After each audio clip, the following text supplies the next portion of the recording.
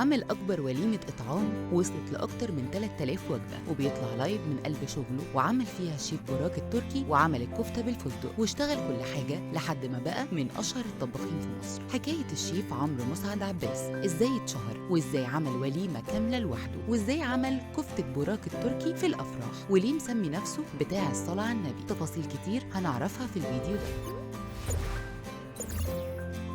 بيعمل وجبات لأكتر من 3000 وجبة، ومتخصص في الحفلات والولايم والعقيقة، وغالبية الزباين عنده من الصعيد، وبيطلع لايف من قلب شغله ومطبخه اللي بيطلع فيه كل خططه. كلامنا هنا عن شيف الحفلات عمرو مسعد عباس، واللي مفيش فرح في الصعيد ما جابهوش، وبيعشق التفاصيل وبيعمل كل الأكل اللي نفسك فيه، شرقي وغربي وخليجي وتركي وكل حاجة، حتى الحلويات بيعملها أشكال والوان. عمل سلطة الفواكه كأنها جيلي وكمبوت، وما عندوش هزار في الأكل، وكل حاجة عنده يا ابيض يا اسود. تعب وشقي في حياته لحد ما عمل اسمه وبقى براند في مصر والوطن العربي. عمل اطعام لدار ايتام وصل لاكتر من 3000 وجبه، وما ترددش لحظه في انه يساعد في عمل الخير، ومسمي نفسه الشيف عمرو بتاع الصلاه على النبي. وده من كتر ما هو بيشارك في اطعام كتير، ولازم يكتب الجمله دي في كل فرح وفي كل وليمه عشان يكون سبب في ذكر النبي عليه الصلاه والسلام. ما اتولدش ببقه معلقه ذهب، واول وجبات كان بيعملها بيروح الفرح ويعمل في مطبخهم هناك، لحد ما واحده واحده الدنيا ظبطت معاه، وعمل مطبخ احلامه في بيته في كفر الشيخ، وعمله على سنجة 10 وكامل من مجاميعه ما فيهوش ولا غلطه. لقبوه زباينه بعمده العائلات من كتر ما هو بيعمل ولايم لعائلات كامله. وطلع في لايف قبل كده من قلب فرح وقال انه عمل وجبات مليونيه، وانه قد ده وهو وفريق العمل بتاعه. بيعمل الاكله وعليها الكارت بتاعه، وبيعمل صواني مندي وصواني رز بالمكسرات وحلويات شرقي وغربي وكنافه بيستاشيو وجلاش وبسبوسه بتاعه الزمن الجميل اللي تحسها معموله من ايد ستي وست.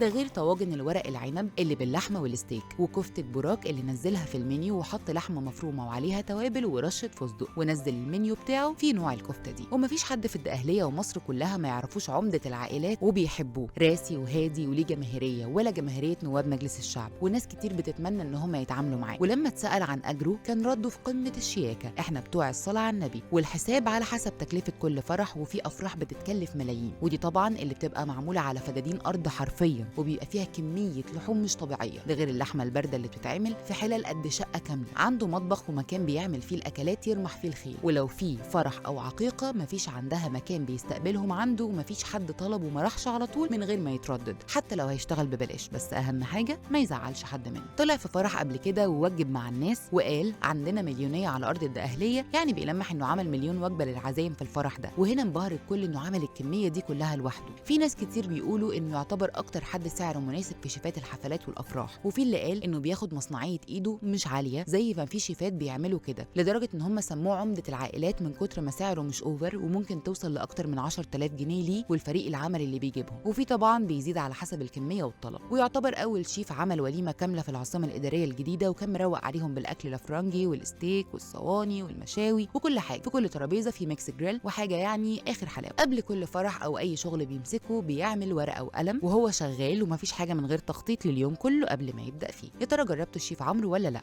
وممكن تجيبه في فرحك يعمل لك البوفيه بتاعك؟ شاركونا في التعليقات.